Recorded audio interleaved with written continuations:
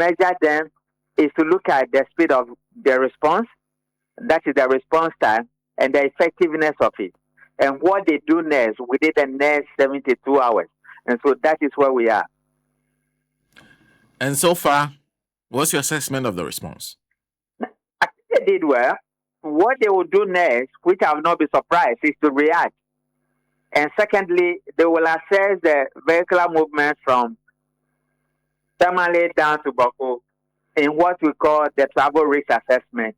And once the outcomes become clear to them, it will determine what levels of operations they will need to take. At the end of it, it will create some level of discomfort for people who engage on that road in terms of smooth moving without the frequent barriers to check who is in and who is not in. Do we have any idea? And what information are you picking up as to who are the ones behind this and what this is about? They are the usual suspects. What is it about is to return Bawku back into the days of conflict so that those who benefit from conflict will succeed and make more money. And that also informs you about the nature and the level of sophistication. Because the frontliners who are the offenders or the assailants are their raw material they use in fulfillment of the conflict economic benefit. And they will do everything to provide them with the sophistications we are seeing. What we need to do as a nation is to ensure that law enforcement efficiencies become key. They have the resources, and we change the strategy as usual. So now when you shoot a gun and kill somebody, I think you are a murderer, right? There are laws in this country that deals with people who murder some other people. Why are you not enforcing the laws? How many people have you arrested since the Bawku crisis sprung out? And where are they? What has been the effectiveness of the prosecution team in terms of Attorney General? And what has been the level of facilitation from the courts in level of prosecutions in this regard? Are you not going around the same circle, pretending as if you don't know exactly what is happening? These are soldiers you have trained, and you are seeing civilians holding a gun and waging a gun and even shooting at the soldiers, acting as combatants. And you want your military to treat them as civilians. Are you not creating psychological problem for the soldiers?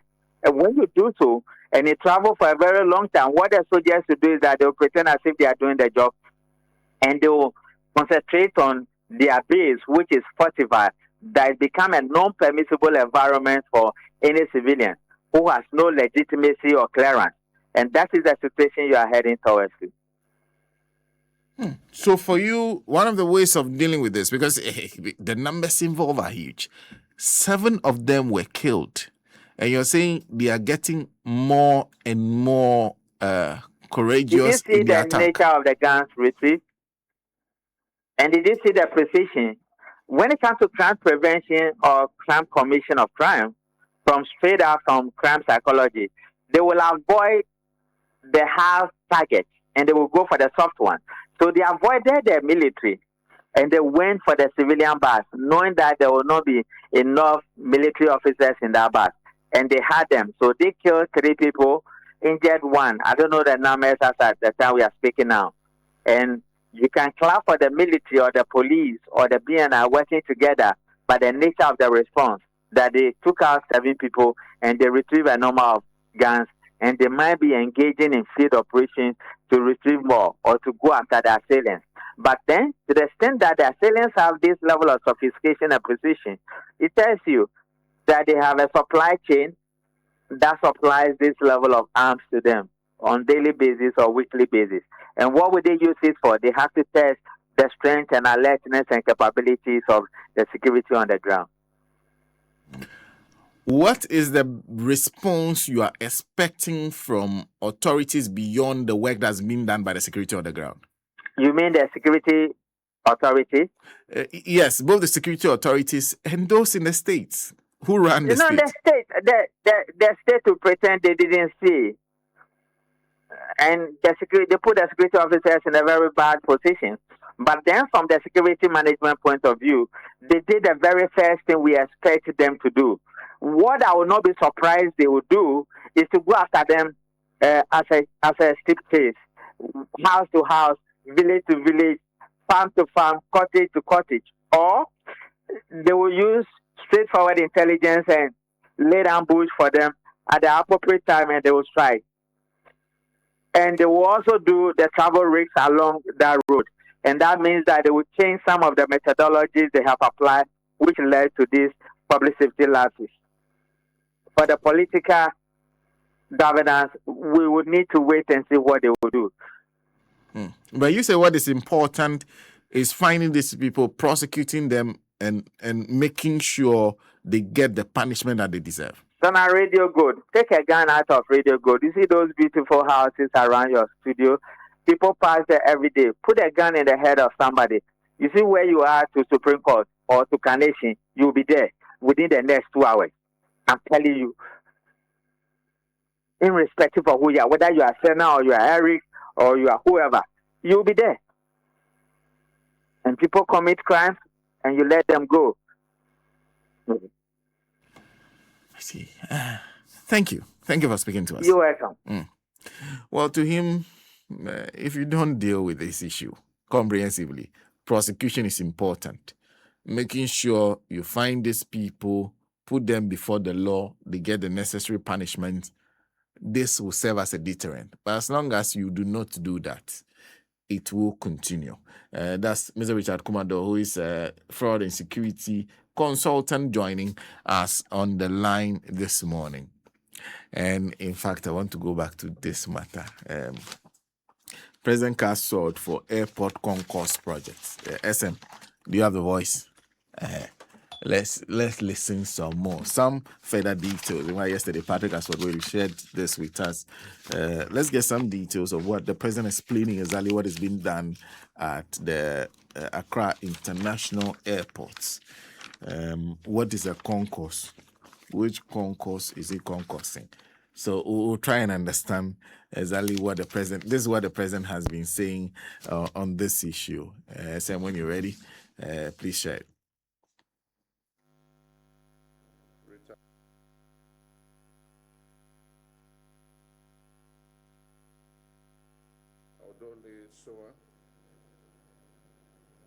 Mrs. Yvonne Nana Frio Parry, Managing Director, Ghana Airports, Reverend Stephen Wilfred Atta, Director General of the Ghana Civil Aviation Authority, Board Chairman and members of the Ghana Airport Company Limited, key stakeholders in Ghana's aviation sector, construction companies involved in multiple projects across the aviation sector.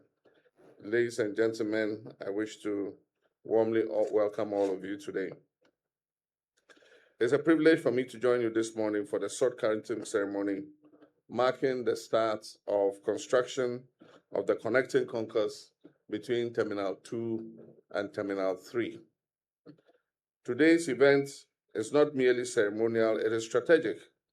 It reflects government's deliberate commitment to expanding critical infrastructure in our aviation space to support growth, enhance competitiveness, and position Ghana as a leading aviation hub in West Africa. This project is an investment in efficiency, passenger experience, and ultimately in Ghana's economic future. Over the decades, Accra International Airport has evolved from a modest aerodrome into a modern gateway serving millions of passengers each year. Recent data confirms strong and sustained growth. Passenger traffic has risen from 1.8 million passengers in 2022 to 2.5 million passengers in 2025. A significant increase that underscores Ghana's growing connectivity and appeal as a destination of choice. But with growth comes pressure. We're already seeing congestion during peak hours, particularly between the hours of 1800 and 2200 GMT. This is affecting check-in, immigration, security screening, boarding, and baggage handling. If these are not addressed, These pressures will undermine efficiency and erode the pleasant passenger experience. Our response has therefore been deliberate and fixed. Through the Ministry of Transport and the Ghana Airport Company Limited, we've launched the Terminal 2 repurposing project, which is going to transform Terminal 2 into a dual-purpose facility capable of handling both domestic and international traffic. This will be complemented by the strategic relocation of selected airlines to Terminal 2 to ease the congestion at Terminal 3. I hear some airlines are reluctant to move to Terminal 2. But what I'm going to see at Terminal 2 today, I'm sure when we finish, they will be begging us to move to Terminal 2.